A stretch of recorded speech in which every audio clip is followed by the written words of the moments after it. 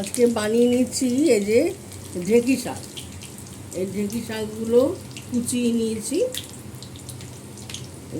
কড়াইতে কালো জিরা, কাঁচা লঙ্কা, শুকনো লঙ্কা ফোড়ন দিয়ে এই যে রসুনটা দিয়ে দিচ্ছি।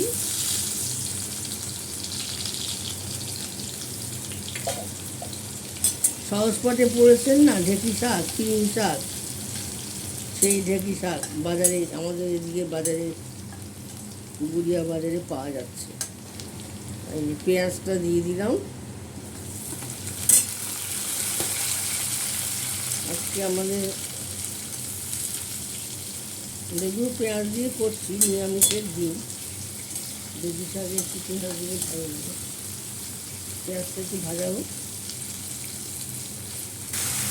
শাকটা দিয়ে দিয়েছি, ভাজা ভাজা হোক।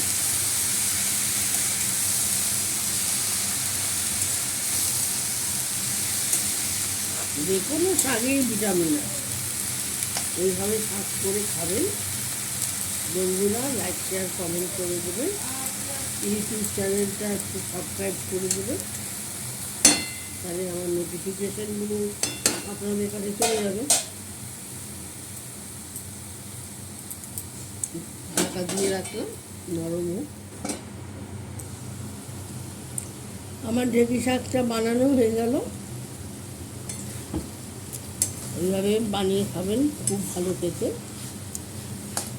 লাইক, শেয়ার, কমেন্ট করে দেবেন। ইউটিউব চ্যানেলটা একটু সাবস্ক্রাইব করে দেবেন। নমস্কার বন্ধুরা, আমি ব্লগটা এখানে শেষ করলাম।